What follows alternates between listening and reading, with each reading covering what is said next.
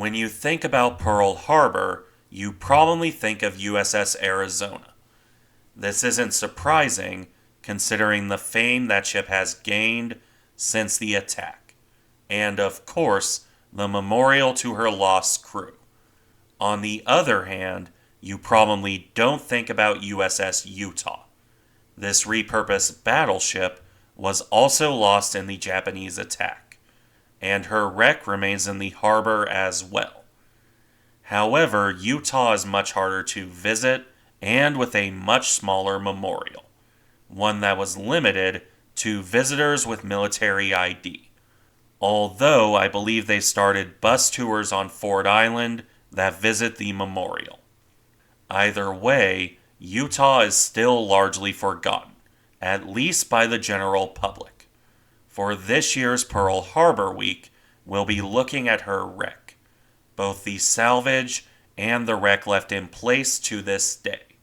Although, as always, we'll begin with the sinking. In this case, it came on December 7th, 1941. Utah was moored by Ford Island in a mooring area normally used by the aircraft carriers. Of course, none of those were present that December morning as Japanese aircraft descended on the harbor. Instead, there was Utah and other ships like USS Raleigh that also weren't carriers. Now, by this point in her life, Utah had long since stopped being a battleship. She had been converted into a mixed target ship and gunnery training ship, specifically anti-aircraft gunnery. The only weaponry aboard the ship consisted of light weapons, notably 5-inch guns, including mounts on top of her stern turrets. None of those guns would be any use. For Utah, the attack was over almost as soon as it began. 6 torpedo bombers off of Soryu, mistaking her for an active battleship, launched their torpedoes. Utah was hit by 2, and within 15 minutes, she rolled over on her side and sank. 58 of the crew, 6 officers and 52 sailors, were lost in the sinking. After the attack came to its end, Utah was written off as a lost cause. The ship was outdated and not worth the effort to salvage. In fact, she was left in place without any real work for years. Salvage work only really began in late 1943 and early 1944. The Navy attempted to repeat the same salvage process that had righted USS Oklahoma. Unfortunately, it was less successful with Utah. The battleship didn't grip the harbor bottom, and as a result, she slid towards Ford Island, and ended up with a 38-degree list.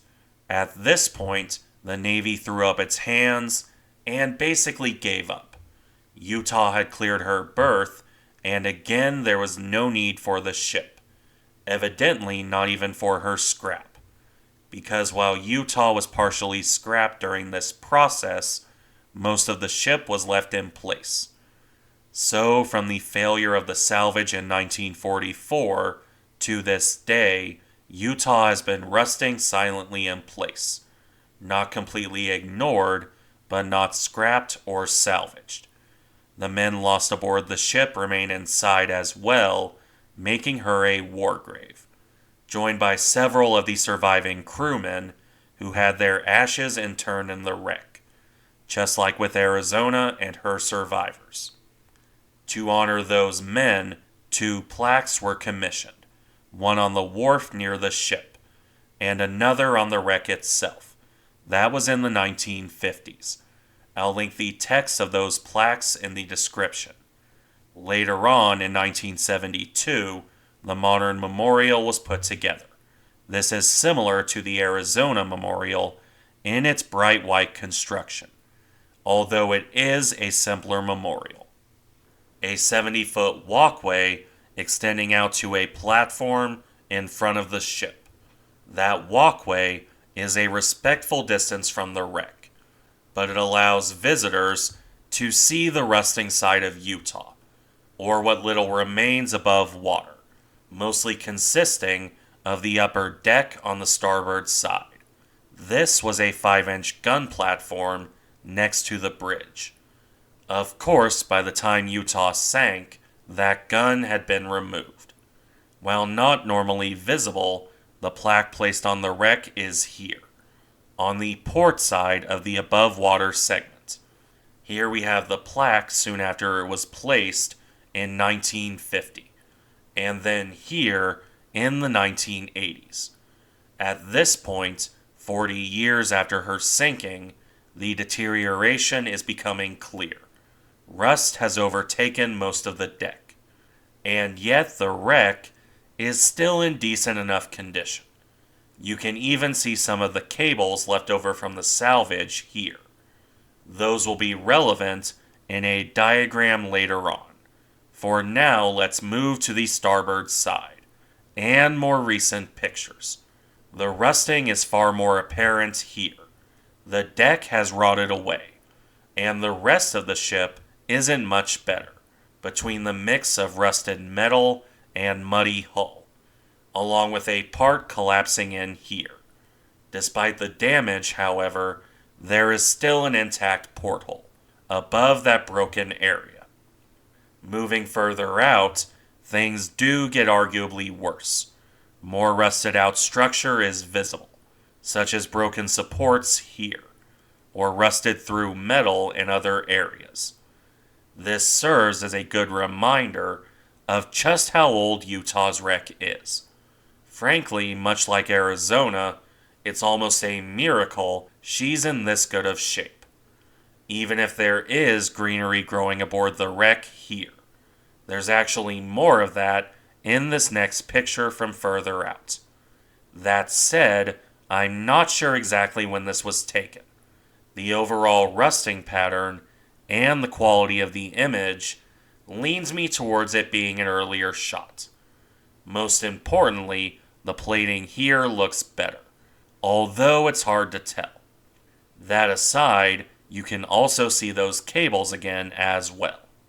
Meanwhile, the rusting continues here, where more of the hull is falling apart above a broken porthole, shattered at some point between the sinking and when this picture was taken, with the hull rusted through above it due to the steady march of time.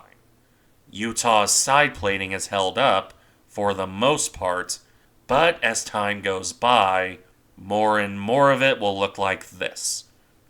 That progression of deterioration is very visible in this picture. The white parts on the port side are evidently concrete, and that has fallen apart quite a bit between the first picture in the 1950s and the last one in the 1980s. Either way, we just have one picture left of the wreck from close in. This one looking out to a submarine over the wreck. There's not a lot to note here other than the continued rusting of Utah's hulk, such as the openings here. So let's move on. The remainder of the direct wreck images come from the air, so there won't be a lot of detail. I still find them interesting, especially those that offer a hint of the wreck beneath the surface. However, this first one doesn't really do that. What it does do, on the other hand, is give us a decent view of the port side superstructure. The rusting is very clear, for example, along with a bare hint of the underwater wreck towards the bow and the stern. The next picture gives us a better look. Not a great one, unfortunately, because of the distance and the quality, but we can still see some of Utah's hull, especially towards the bow, along with a little of the superstructure here. As for this picture, we can see the above water portion, along with some of the ship's underwater hull, in particular this bit here. There's only a tiny part above water, but more is visible just beneath the surface. Now for the next two pictures. These are similar views from the same side of the wreck. Again, there's not a lot to note above the surface. However, beneath the surface is a different story. On the first one, you can just barely make out the gun platforms built over her forward barbettes. Not the 5-inch guns put there, but the platforms themselves. Something more visible on the next picture, from directly above with nearly crystal clear water. The platforms are clearer, as is the superstructure behind them, the remnants of the bridge area. But the real kicker here are the 5-inch guns. Very, very barely visible here. That's the best look we get of those weapons, at least from above water. As for the rest of this picture, you can faintly see the stern turret here, along with the overall shape of Utah's hull. That said, this mostly rounds off the wreck itself. Just one picture left. Another look from above and to port, mostly serving to show the deterioration of the deck, along with, barely visible here, the plaque from the 1950s. That rounds things off for the wreck pictures, but not the wreck itself. Just a few more pictures to look at. The first ones being 2 sonar images. A while back, Utah had her wreck surveyed by Sonar. This is what resulted from that survey. Probably the best look we'll ever get at the wreck in detail. Let's start from above. There are 4 notable things here. First, the bow and its 5-inch guns. There's not a lot of detail on those guns, mind you, or what's left of them at any rate. That isn't the case for the stern pair. Those were basically destroyer mountings and have survived much better, as has the empty turret ahead of them. That just leaves the remnants of the bridge structure here to wrap things up in this picture. The second sonar image, for its part, doesn't show much else. Basically the same parts, just from a different angle. We have the 5-inch guns, of course, as well as the turret, but we don't have much more detail on the bridge area or the bow guns, or even the overall condition of the bow for that matter. So that brings us to the end of this video, and 2 diagrams of the wreck. First, this one. You might have seen it before. It shows Utah's hull buried in the bottom, from the bow to the stern, with those same gun mounts drawn in detail, along with the remnants of the bridge. It's the second drawing that I find more interesting personally. Not only is this more detailed in general, you can also see some interesting things, such as the utter ruin of the bridge area here, or the wrecked bow guns here. There's even a mast behind the number 3 turret, and behind that, the damage to the stern gun mounts is much clearer. But I think the most interesting part is the remnants of the salvage. The cables draped over her hull near the collapsing above water section. In any event, however, that wraps things up.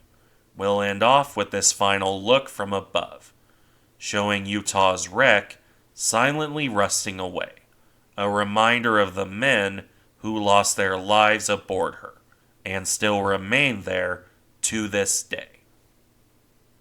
Thank you for watching. Remember to like, comment, and subscribe if you enjoy the content, and I'll see you in the next one.